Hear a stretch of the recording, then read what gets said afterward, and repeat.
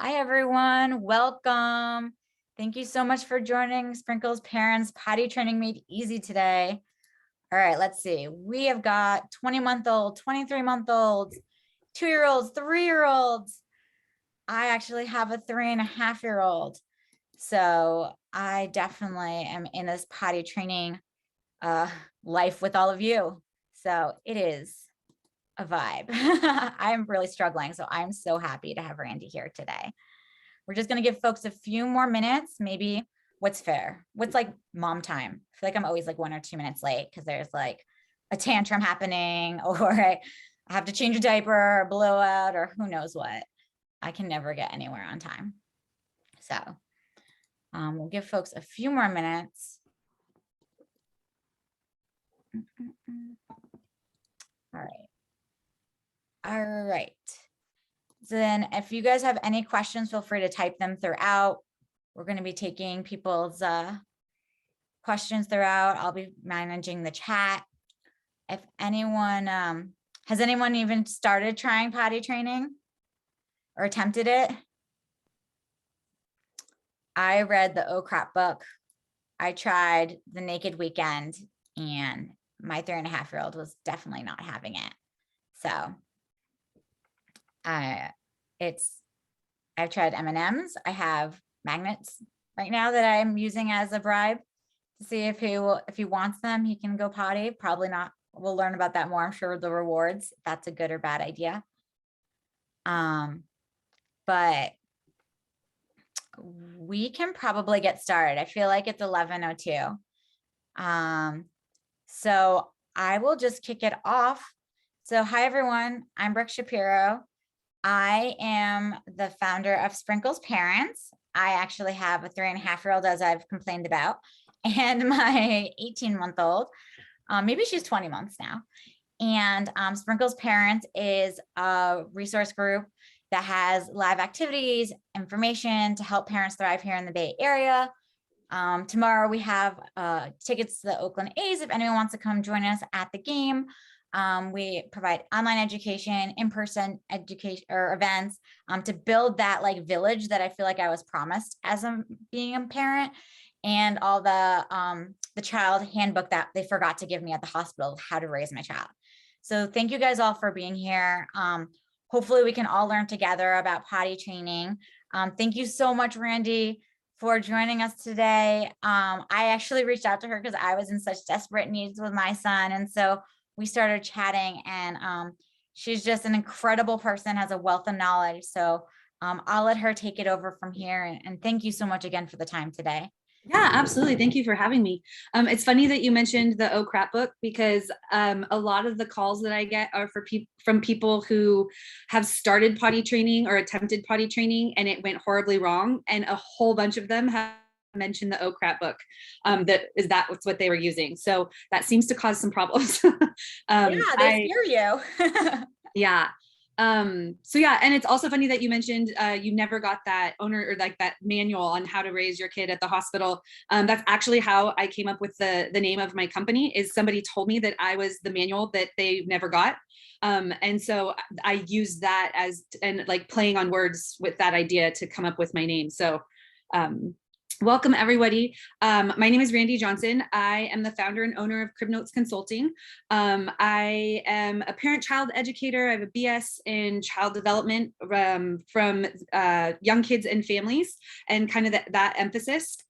I've been a professional nanny for over 20 years. I am a certified postpartum doula, a certified lactation educator, and I'm an advanced newborn care specialist. So I do everything from helping families prepare and welcome a new baby through the postpartum period, sleep training, introducing solids, baby sign language, potty training, navigating tantrums, and teaching kids self-regulation, pretty much anything you could think of, 0 to 5, and kind of into that elementary school age. I help parents do that. And kind of my philosophy and method is that I really believe that if parents are given all of the information and the evidence-based, child development stuff and the things that are happening on a biological level and a nature level, if you have all that information, excuse me, then you are able to make an informed decision that you feel really confident in. And when you feel confident, you're able to then be consistent. A lot of the time when we make decisions, we make a decision based on what we think we should do or what someone told us or recommended, and we don't necessarily understand why we're doing that, or we feel that it's the right choice for us. And so then when we try to implement it, when it gets really hard, we have a really hard time sticking to it because it's not something we truly believe is the right thing. And so my goal is to help parents understand what's happening, give them the education and the knowledge they need to be able to make that informed decision that they feel confident about, and then help them implement that and help them just kind of decide what their goals are as a parent, and look at that and what the options are, and then help them implement things that align with what they want to do. So one of the things that I work a lot with is potty training. I've developed my own way of doing it for over, the last 20 plus years of working with kids, and I've potty trained probably close to 100 kids, if not more than that, just through working in child development centers as a nanny, and then through consulting. So I have really paid attention to what happens in those processes, and I've kind of dialed in and found what really works.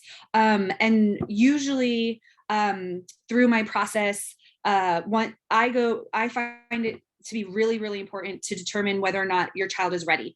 And so I go through a process of doing a test day, which we're going to talk about. And that test day allows us to determine if your child is ready or not. Once I determine that your child is ready, it usually takes my clients three days to a week to be able to get their kids in underwear. And then obviously there's other things that have to be navigated, because there's certain things depending on your child and their temperament and kind of where they're at, that kind of the roadblocks and the challenges that come up for them. And then we navigate those. But usually once they're ready, the things that you have to navigate are very small and easy to navigate. So let's go ahead and get started. So we're going to talk about signs that your child may be ready, how to determine if they are ready, what you can do if they aren't quite ready, what to do if they are ready, and then products that I really love, as well as common issues. You have a question already, just to keep in mind, is someone asked that their child holds in poop and she's afraid of the potty. So so we're going to talk a little bit about that. Pooping is one of the biggest stumbling blocks for kids. And it's usually a sign that they're not emotionally ready. So we'll go through this, and then I'll touch base on that towards the end. Awesome. Thanks. Yeah. So signs your child may be ready to start potty training. So these are things that you're going to just kind of look out for, and that their diaper stays dry for long periods of time, at least an hour, that they're aware of when they're going to the bathroom. And that can be that they tell you and then they do it, or that they want privacy when they're pooping. So a lot of the time they'll start to like go and hide behind a chair when they're going to poop, or they'll be like pee-pee or poo-poo, and you check and there's nothing there. And then a few minutes later, it's there.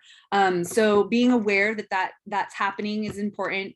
That they're bothered by wet or dirty diapers. So they'll either ask you to change their diaper, or they'll take their diaper off. Sometimes toddlers will get to the stage where when they do have a poop or a diaper that's really unpleasant and they're in their beds, they'll just take them off and you come into poop everywhere. So that is fun. But those are definitely signs that they're ready. Showing interest or willingness to sit on the potty. I encourage families to get a potty long before their kids are ready for the potty, so that it's just in their environment and a part of their environment. So it's normal. A lot of the time when they're really little, 18 months, 2 years old, they're not ready to potty train necessarily, but they'll be willing to sit on it. And then that makes it so it's not scary. So if you have it just in your environment and you have it in the bathroom and you offer it to them, oh, do you want to sit on the potty before we get in the bath? Or, oh, do you want to sit on the potty, all throughout the day, and having it available to them? Then it's something that when they are showing signs they're ready, it's something that they're comfortable with, and it's not this new scary thing. So they're showing interest or willingness to sit on the potty, wants to go with the caregiver to the bathroom. A lot of the time they'll want to go and see what you're doing, and watch what you're doing. And that makes it so that they're interested in what's happening there and they're trying to figure it out. So I encourage you to let them come and go to the bathroom with you. There's going to be some interesting conversations that happen because of that. But it's all a part of the process of them learning and figuring it out and making it so that it's not this scary, ambiguous thing. And Your they always privacy is like gone, like as a parent too. I just kind of want to point that out, if that's okay to like. absolutely, It's absolutely. very weird and vulnerable, and like my son wants to like stick his head down, like. Oh, absolutely. So Yeah. it's like it's one of those weird things that everyone is doing. So I just wanted to just mention that because I found that part first. I was like, get out, like do not come in here with me. Like this is my time. Like Yeah, it's interesting to go to the bathroom with somebody like this, like looking and seeing what's happening. Yeah. definitely. And then another sign that they're ready is that they can pull their pants up and down. It's more important that they can pull it down than they can pull it up completely unassisted. A lot of the time they'll be able to pull it down, but they'll have trouble kind of getting it completely up and on the right way, or they'll have trouble getting both the underwear or the pull up and the pants on. So it just the more important thing is that they're able to pull it down. Okay, so determining if they're ready. So I do what I call a test day. And with my consulting business, I do this in a couple of ways. I either talk parents through it over the phone in a consulting session where I tell them how to do the test day, and then they go through and do it on their own. And I support them through texting, and they ask questions and I support them and we determine if they're ready. Or I actually come and do the test day with you. And that allows me to be able to see all the things that you as a parent might not be able to see because I have done it for so long and know all the little things to look for. And so sometimes it's a lot easier to have me come and just do it because then you fully know if your child is ready. But I've talked to lots of parents through doing this. I actually, during the pandemic, in the beginning of the pandemic, potty trained 3 different toddlers over the phone without ever meeting them. So there's full, the ability to do it yourself is totally there. It just takes some support sometimes to be able to kind of navigate the different things you're seeing and to understand what that means. But we're going to go through it as best we can today and give you as much information as we can. So for the test day, you're going to stay home that whole day. You want to make sure that your focus is on potty training that day. So you don't want to be like, cleaning the kitchen or making meals or doing chores around the house. You want to actually be focused on this because you're going to be wanting to look for certain signs. And so you want that to be your whole focus. You also want to set it up in an area where it's easy cleanup. So wood floor, tile floor, but you want the kids to be comfortable there. So whether it be that it's, in your dining room or in an area of the house that there's easy cleanup, that's important. And then I always give it a full day so that you have ample opportunity to kind of see what they're doing. And you're going to obviously during nap time put them in a diaper to be able to go to sleep, but it gives them a reset to, if they're having a hard time in the morning, it gives them a reset to kind of try fresh again in the afternoon so that you can have 2 opportunities to really test to see if they're ready. And then the things that you're going to need a portable potty. That's important because at first we don't want to worry about having to run to get to a potty. So having it right there next to them, wherever they are, is really important. Flushable wipes are really important, especially once they're learning how to wipe themselves to make sure that they're getting nice and clean. And for kids that have been wiped their whole lives with wipes, toilet paper can feel really rough at first and it's hard to get them clean. So flushable wipes are amazing. You're going to want an iPad or TV, or if you're not doing TV or iPads, some new special books that they haven't gotten to look at yet. You're going to want a special drink that they don't normally get to have all the time. And then you're going to want to have some kind of reward, and we'll talk about what that can be. And then obviously some supplies for cleaning up accidents. Okay, so test day. This is what we're gonna do. So step one, you're gonna start in the morning as soon as they wake up and have breakfast. After they have breakfast, you're gonna get them naked from the waist down. I also encourage you to have them in a shirt that doesn't go past their waist. So they're not having to worry about pulling that up over their waist to be able to sit down. The one time that is kind of, that I break that rule is there are some kids who hate being naked.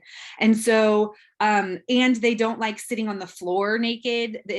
So if that's the case, then I encourage you to either let them wear like a bathrobe, like a little kid's bathrobe that you would get for like the swimming pool, or for little girls wearing like a nightgown. For little boys, it could be like a long, somebody's t-shirt that's a little bit bigger, so that if they aren't comfortable naked, we want to make sure that that's not what's causing them to fight this process or not want to be a part of this process. And so if you know that about your child, then we're going to find a way to accommodate that. But it's better to have them naked from the waist down if they're willing to do that. And you can also do things if it's just that they don't want to sit on like the floor and play with when they're naked. You can always just like put a towel down, put a blanket down for them to sit on that you don't mind getting peed on. Are those like plastic? Are those like they're like waterproof kind of mattress pads, right? You know? Yeah, and they would just sit like on the cloth side, Yeah. so that it's comfortable for them. Yeah, that's perfect. So then you're going to give them a special drink that they don't usually get, so that they'll drink a lot of it fast. Most kids, if you give them a juice box and they don't get juice boxes very often, they're going to down that juice box as fast as they can. And we want them to drink a lot so that we have as many opportunities to practice in this time as we can. So they're going to drink a bunch, and then about 10 minutes after they started drinking, we're going to sit them on the potty, and we're going to give them either the iPad, or we're going to turn the TV on, or we're going to start reading those special books, whatever we need to do to keep them engaged and willing to sit on the potty. And we're going to do that, continue to give them the drink if they haven't finished it. If they have finished it, you can get them more. You can water down the juice if you're worried about too much sugar all at once, but just make it so that it's something that they're going to want to drink. And so you're going to continue to give them more to drink, and you're going to have them sit on the potty, and they're distracted by either the iPad or the TV or the books, whatever they're engaged in. And that's going to allow them to relax their body. At first, when they are naked and when they're sitting on something and they're aware that they don't have a diaper on, they're sitting on the potty, when they feel like they have to go to the bathroom, they try to hold it in because they're like, I don't know what's going to happen. And so we want them to be as relaxed as possible and not focused on what is happening with the potty. And so having them paying attention to something else allows them to relax their body. So then at that point, we're just going to wait for them to pee. And because they've drank so much, they are going to sit there and they're going to watch whatever show they're watching, or they're going to read those books with you. And then they're accidentally going to pee. And when that happens, you want to celebrate like you won the lottery. So you're going to be so excited. You're going to be like, oh my gosh, look, you peed in the potty. Wow, that's so amazing.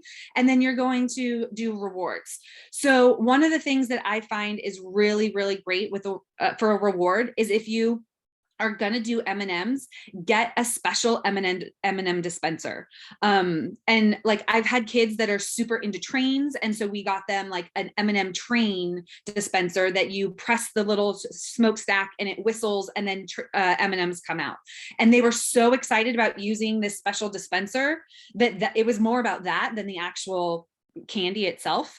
And so for peeing, I tend to do, at first I'll do like 2 M&Ms or 2 chocolate chips, or I've had people who do stickers or stamps on their hands, or I've even had families do raisins.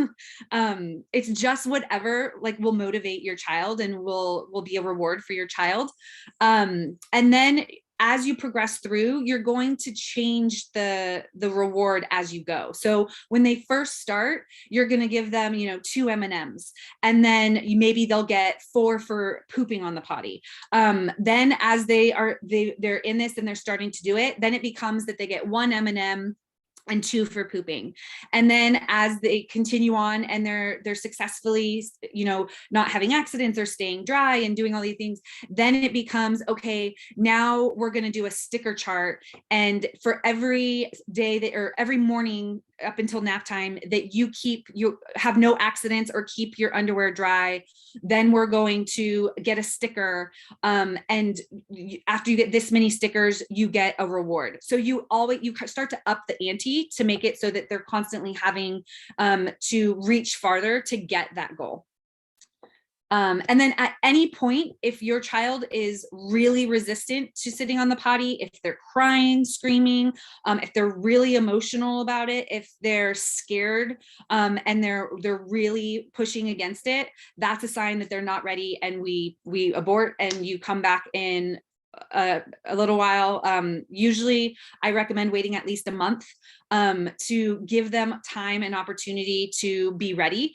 There's 2 different types of readiness when it comes to potty training. There's physical readiness, which happens first, and most people recognize that and think that they're now ready to potty train. There's also emotional readiness, and that takes longer. And if they don't have that, then they're not ready to potty train. It will take 10 times longer if you don't wait for that emotional readiness. So it's really important that you make sure that you're listening to those signs. And because if you push and you dig in, you can get into situations where they're holding it for a long time and getting urinary tract infections. When it comes to pooping, you can actually because they can hold that so much more effectively. Like with peeing, they're eventually going to have to pee. It's eventually going to just be too much for their bladder and they're going to have an accident. But with pooping, they can hold that in to the point where I've had clients call me and reach out for help with potty training, new clients contacting me because their child has had to go to the emergency room and get x-rays because they've been impacted. I've had families I had one child that he was 3 years old and hadn't pooped consciously in like 6 to 8 months. He only would poop in his sleep because they pushed so hard to try to get him to go on the potty that he just like shut down and was like, no, I'm not doing this. I've also had kids that because they held it, they got really constipated and then it was really painful for them to poop, and they associated that with the toilet. So if you have a child that is resistant, my suggestion would be 1, to just completely back off and be done with it for a while. And 2 would be to seek out somebody who is an expert in doing this, to get help navigating so that you don't make the situation worse than it already is. Okay. So step 2 of the test day is that once they've gone to the bathroom on the potty and you've celebrated and it's made this really big deal out of it and they've gotten their reward, now they understand what you want them to do and what it's going to feel like, and they kind of get what's supposed to happen.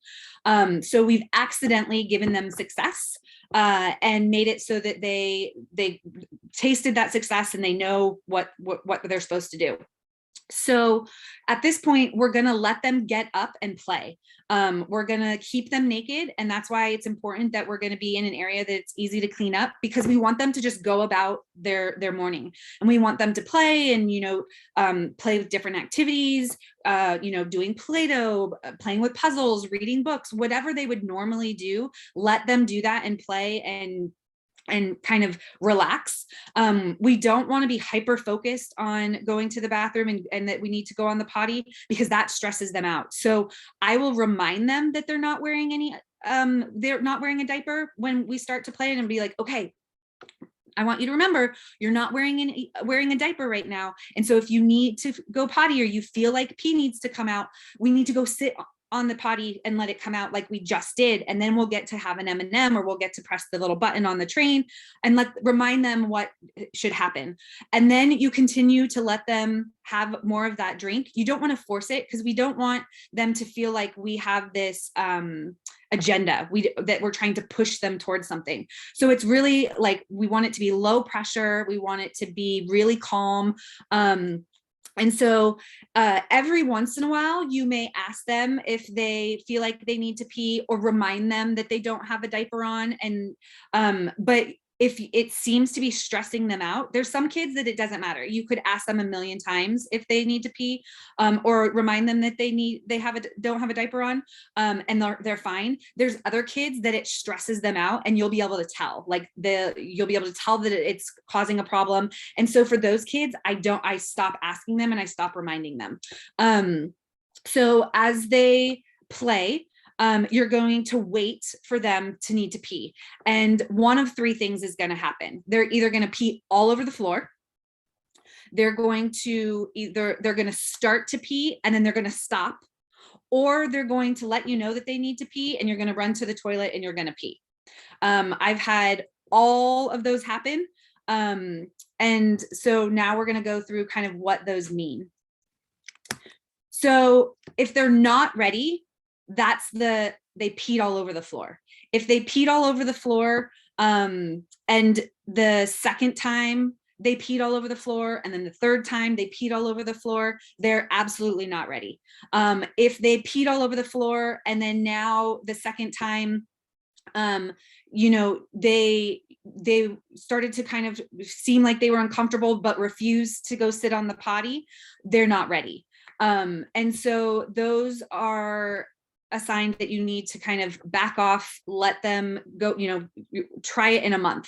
For maybes, a lot of the time that's that they pee the first time, they may pee all over the floor and realize, oh, I don't have anything on, this doesn't feel like it does with the diaper. And then the second time they may start to pee and then stop it, and because they're not quite ready to like go sit on the potty, but they realize that they're not in a diaper and they're physically ready to go on the potty. And so in those instances, we want to just kind of back off, because that's showing us that they're not ready emotionally, but they're ready physically. And so they're aware that the pee is coming, they're able to stop it and hold it, and they're showing that they have that bladder control, but emotionally they're not ready to go sit on the potty, because either they're refusing, or they're getting upset, or they just keep peeing and then holding it. So that's a sign that they're physically ready, but they're not quite emotionally ready. Some kids, if you, and this is more, it's easier for me to tell this than it would be for a parent. But with some of those maybe kids, if you just keep going a little bit far, like give them another day or two, they'll figure it out and then they're fine. But with some, if you push it, it's going to cause problems. So you can always give it another day and see, but still make sure that you're just really pressure free. Also, when they are having those accidents, we want to make sure that we're like, oh, you know what? No big deal. Accidents happen. We're going to clean it up. We'll clean you up. It's totally fine. Remember, we're not wearing a diaper. So if we need to go potty, we can go sit on the potty and go in the potty. So that we remind them what we need to do next time, but that there's absolutely no frustration. Nobody's upset. It's okay. It's easy cleanup, because we don't want them feeling any shame for having an accident, because anytime that shame comes in, then they're going to shut down and they're going to start to associate the bathroom with that shame. So if they either don't pee on the floor at all, or they may have that first accident where they pee everywhere, the second time they may pee and then stop it, but they're willing to go sit on the potty, and they may a couple times need to like have that little couple drops come out and stop it and then run to go sit on the potty. And then some are kind of like, okay, I totally get this, I'm totally ready for this, and they run and sit on the potty and go to the bathroom and they're good. So those are kind of what test day would look like. Any questions on that before I move forward?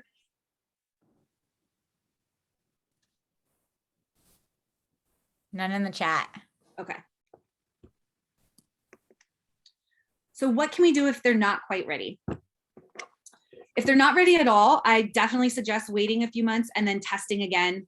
I would still offer the potty consistently. So like I said, having it out in the environment, offering it before bath time, offering it before you get them ready for bed, like when you're changing into pajamas, before you leave the house, any of those opportune times that they may be changing clothes or you getting ready to leave. But absolutely no pressure. It's a, hey, does anybody want to try go sitting on the potty before we go? Or, oh, before you get in the bath, do you want to sit on the potty? And if they say no, be like, okay, cool, let's get in the bath. Because we don't want them to feel like we're trying to pressure any or push an agenda. Because toddlers, as most of you I'm sure know, as soon as they feel like you're trying to push them in one direction, they slam on the brakes and try to go the opposite direction. So anytime there's this feeling of like a battle of the will, they're going to fight you. It's just toddler nature. So we don't want to put any pressure, and we want them to feel like we don't have any skin in the game. We don't have any preference one way or the other. We're just offering something up to them. And then I would suggest moving to pull-ups so that it's easy for them to pull up and pull down to try.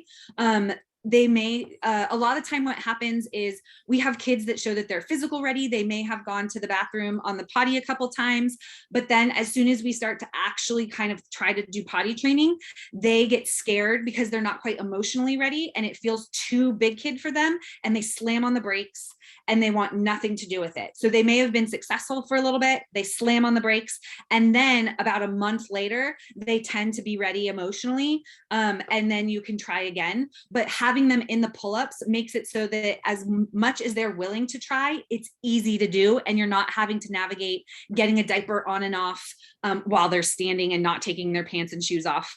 So pull-ups just make it easier. Also read books. You can get lots of books at the library about going on the potty. Pretend play with stuffed animals and dolls and the potty. Let them go to the bathroom with you. Let them go to the bathroom with older siblings. Anything to just make it so that it's a not scary, normal thing.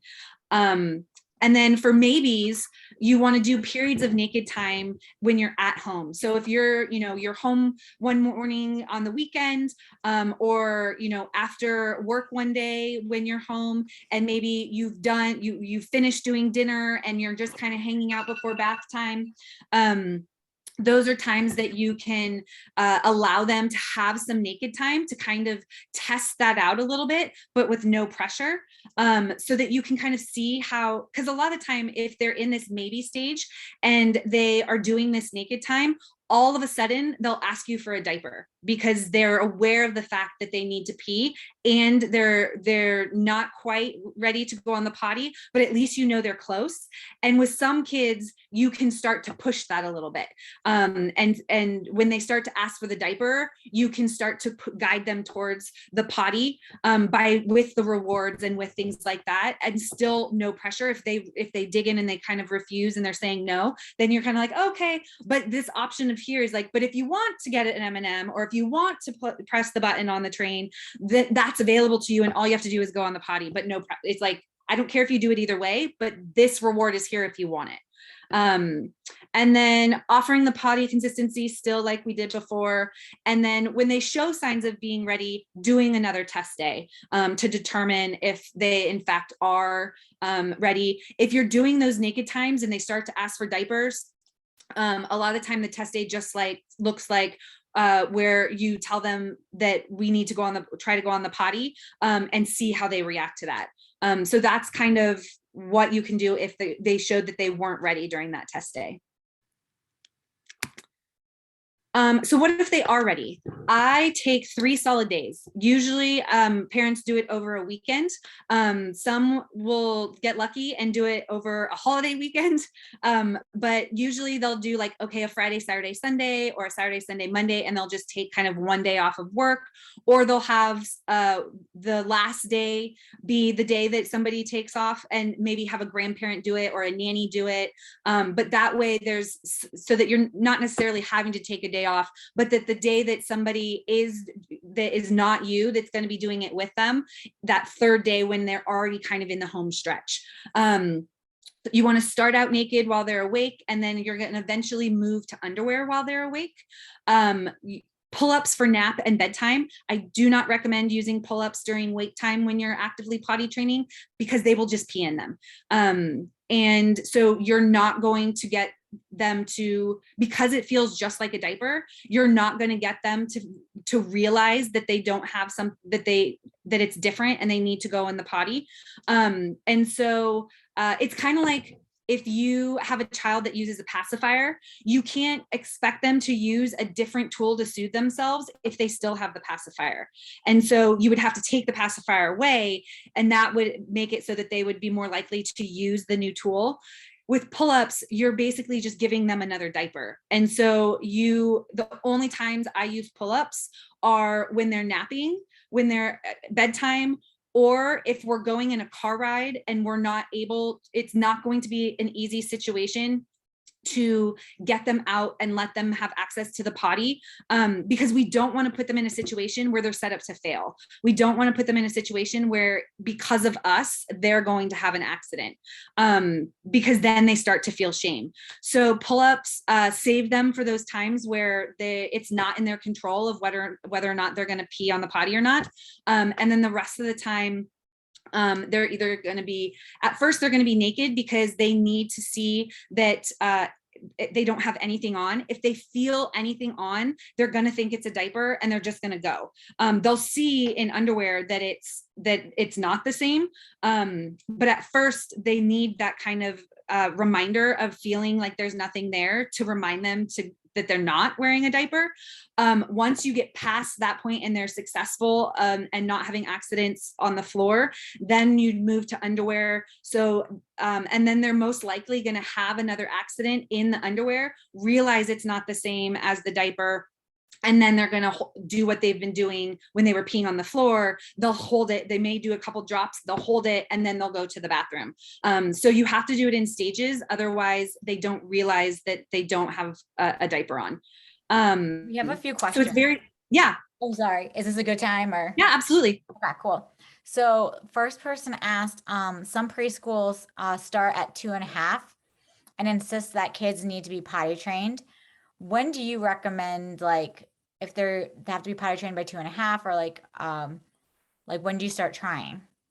So it really frustrates me that there are still programs that require kids to be potty trained to go to them, because that is not a program that is recognizing child development ready. Like, they're not practicing child development practices if they're demanding that a child be potty trained by a certain time to be able to come to their program.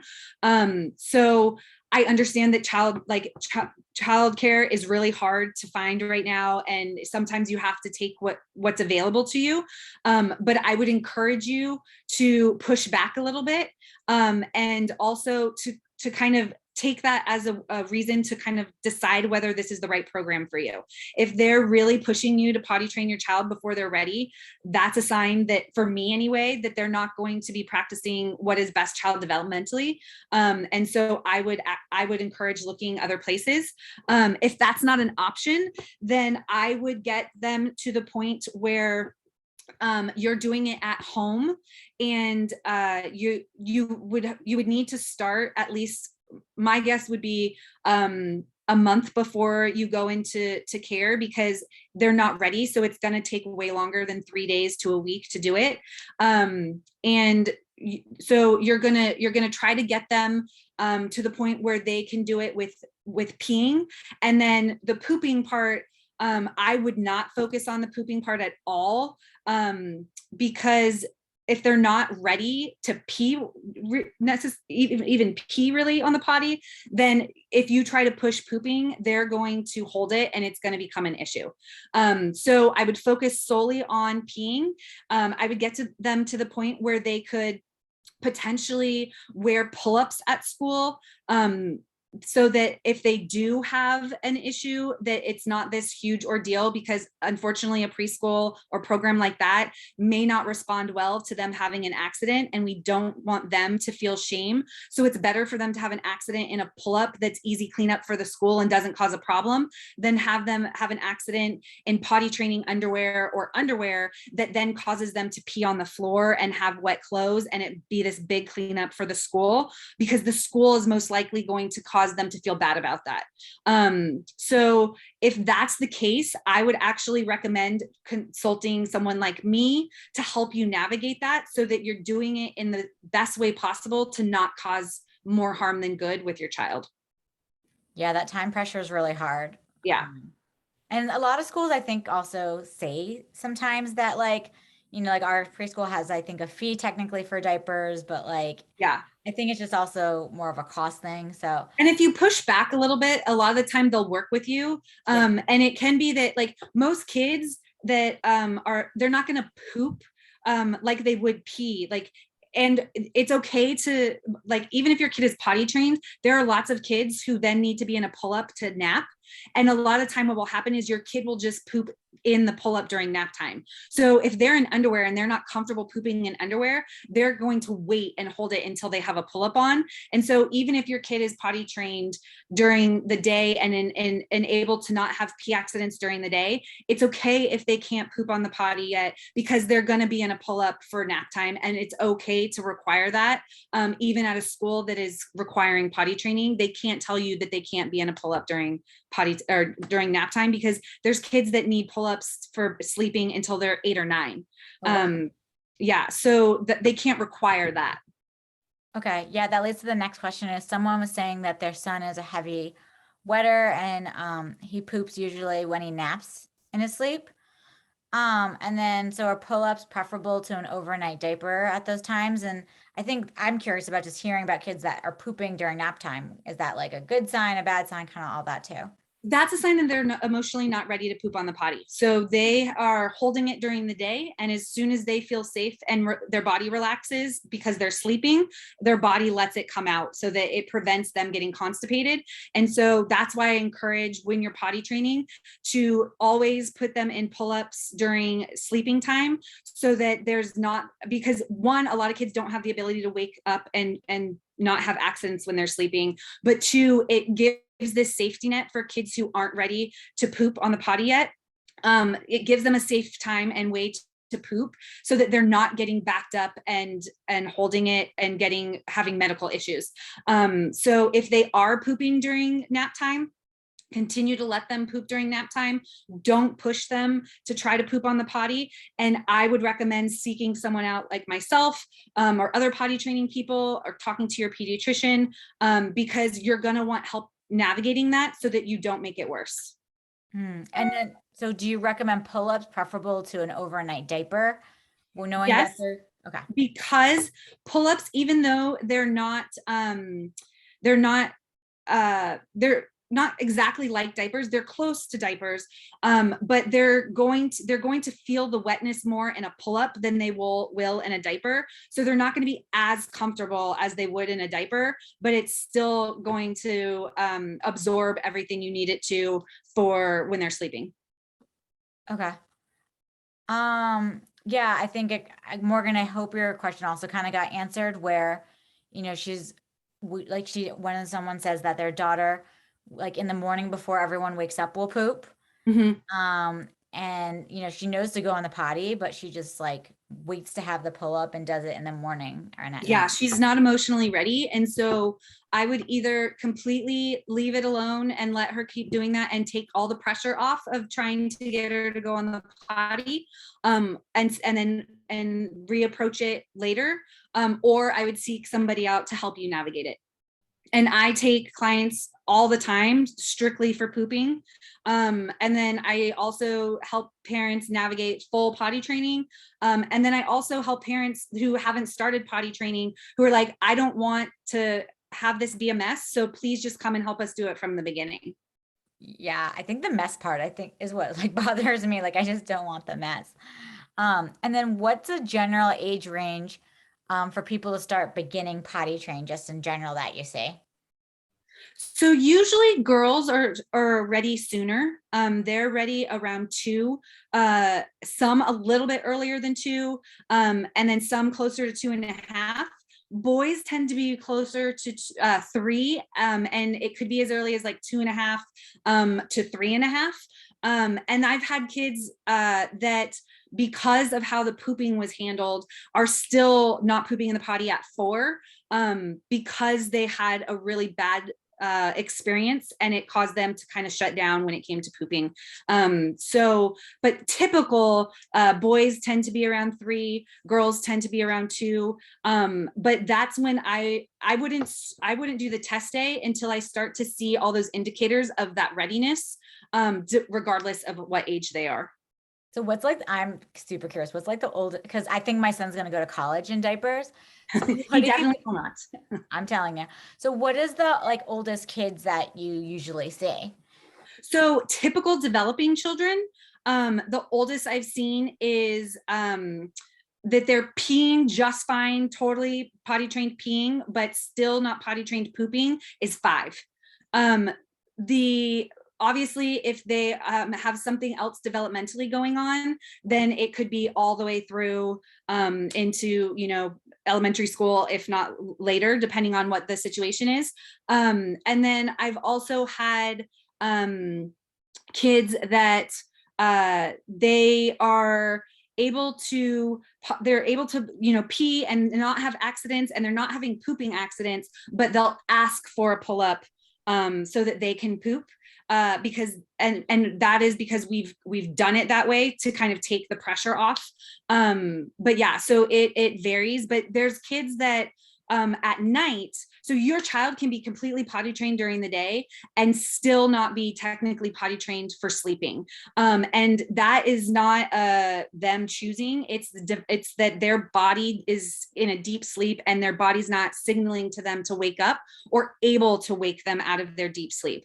So there's some kids, like I said, that will need to wear pull-ups until they're 8, 9, while they're sleeping, and I encourage you to let them do that. So, because otherwise, if you are forcing them to be in underwear before they're ready, then they're going to be wetting the bed, and that comes with a ton of shame.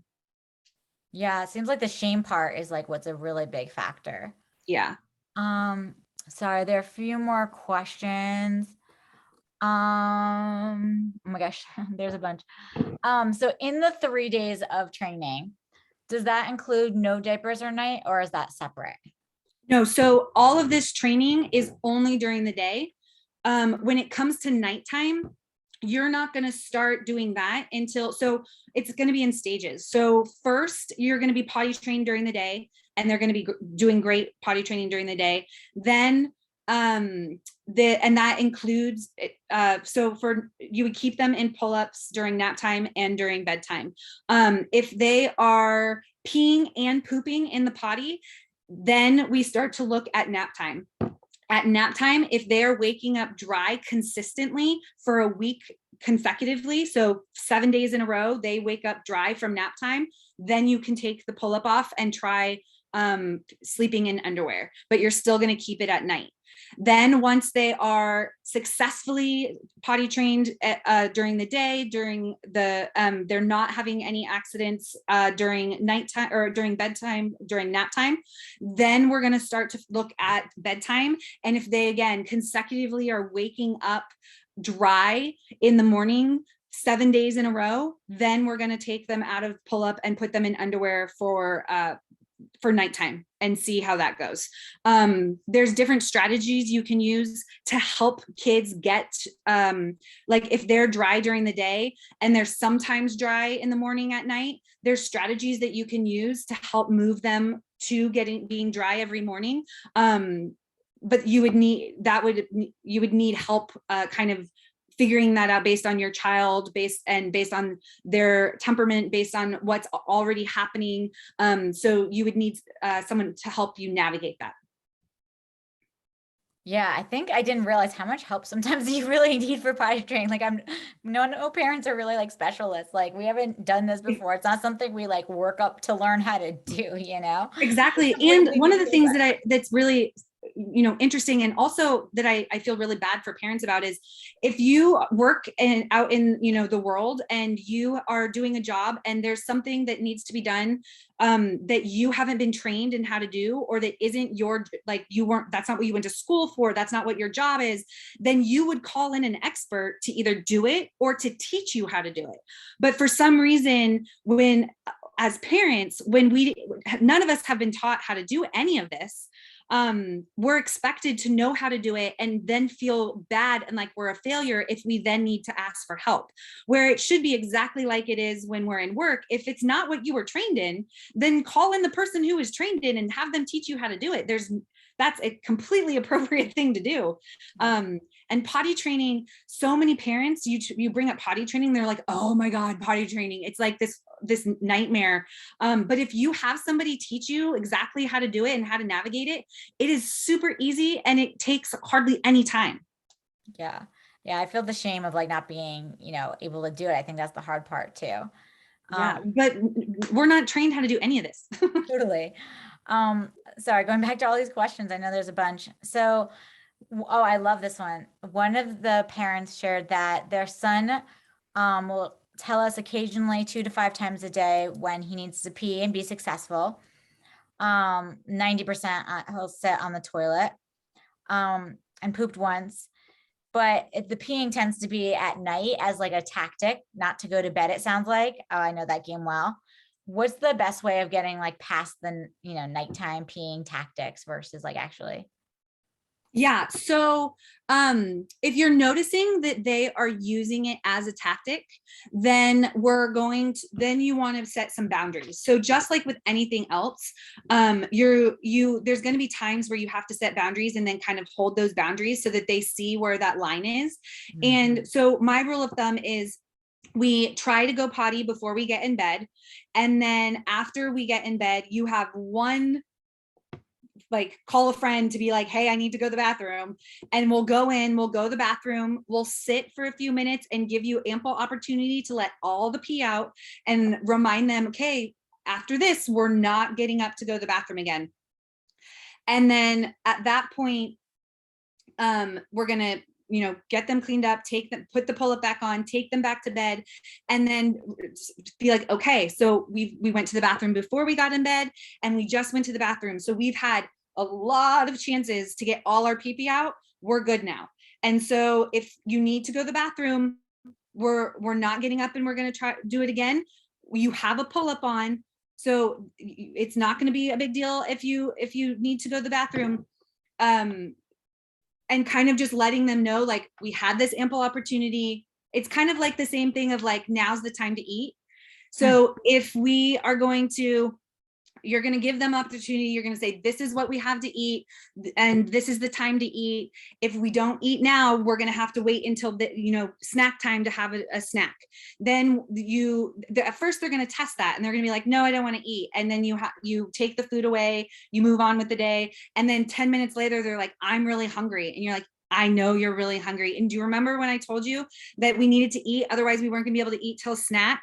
Now we have to wait till snack. We're gonna have snack in, 45 minutes. So we're gonna wait until then. And then they realized that the natural consequence was that they were hungry for that 45 minutes. And next time they're gonna be like, oh, I should have ate. Same with this. It's gonna be, okay, we had the opportunity to go to the bathroom. We went to the bathroom. We then had a second chance to go to the bathroom. Now we have a pull-up on so that if you do have an accident, at least it's not this big mess. You're not having soaked clothes. You're not having the bed sheets, this big mess. So it's a natural consequence of, oh, I should have gone when I needed to. And now I peed a little in my diaper and I'm kind of uncomfortable and I have this little bit of a wet diaper. So it allows them to have that natural consequence without it being something that is this huge, big ordeal that's going to cause shame. Yeah, thanks. That's a really good one. I think I saw like one last question. Oh, how do you feel about cribs for potty training? Like, should you have to be in a bed in order to start potty training? Are there? So so at first they're not going to need to be in a bed because they're not going to be getting up and going by themselves to go to the bathroom. during the day, they're going to be like, I need to go to the bathroom, and you're going to run and help them. Then they're going to get to the stage where they can go and do it by themselves, and they're going to go, I need to go pee, and they're going to just run by themselves, and you're going to be like, let me know if you need some help, and they'll call you if they need help. For little girls, they're most likely going to call you because they need you to help wipe. Little boys are going to pee, and then they're going to pull their pants up and they're going to run out. So once they're independently peeing during the day, then you're going to want them to be able to do that at night if they need to. So at that point, they would need to be in a bed so that they're not having to yell for you to come and wait for you to wake up and come get them to go to the bathroom. There's a chance that even if they're in a bed, they're going to yell for you, and they're going to need help because it's dark, they're tired, they're disoriented, and they'll need help navigating at first. But we don't want them to be in a situation where you're sleeping through them and they're needing to go to the bathroom and they couldn't get out of their crib to go to the bathroom, or it's going to force them to figure out how to get out of the crib. And at that point, you're going to have to put them in a big kid bed anyway, because it's not safe for them to be climbing out of the crib because they could fall and hurt themselves. Yeah, that makes a ton of sense. Yeah, I was thinking that. Thank you so much. Yeah. Did we even make it through all the slides? I feel like we didn't, but that's okay. I want to make sure I get all to the questions. I think that's it for now. I think people were just sharing like how hard it is, and yeah, each kid is just so different, and every child's temperament's different, and every situation is different. So yeah, and that's why I find that it's really helpful for people to have somebody who's experienced and knowledgeable at this help them navigate it, because there's so many things that come into play. It's whether or not they're ready, it's their temperament, and that dictates how you navigate certain hiccups and certain challenges. I've done this with so many different kids that now I'll see we'll do this test day, or we'll start potty training, and then something happens and we have to see how they react to a certain situation. And then I'm like, okay, we need to do this based on the fact that they reacted this way, or, oh, no, we need to do it this way because they reacted that way. And that's just from years of experience doing it with so many different kids and so many different temperaments. And so it's really hard for parents on their own, regardless of if they read a book, to navigate those hiccups based on their specific child, because the book gives you an outline of how to do something, but it doesn't tell you what to do for your specific child and their specific temperament. And so it's hard for parents to take that information and then figure out how to apply it to their specific situation, because it doesn't give you all the information. Yeah, totally. So someone asked about the travel potty, and I know you have a section of like your favorite products. So maybe. Yeah, let me go to that really quick.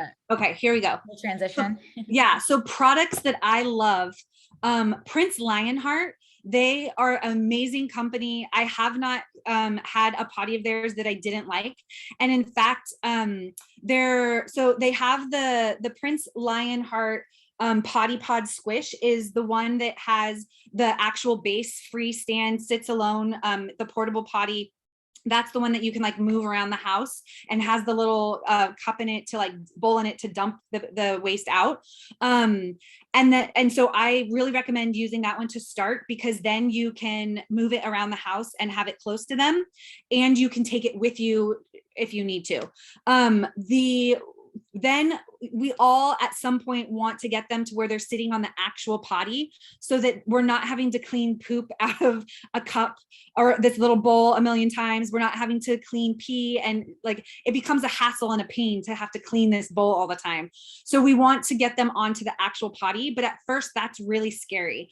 So the best way to do that is to have them be really comfortable and not feel like they're going to fall, because that part of it is the balance issue. Like it's a big toilet seat. They're going to fall in.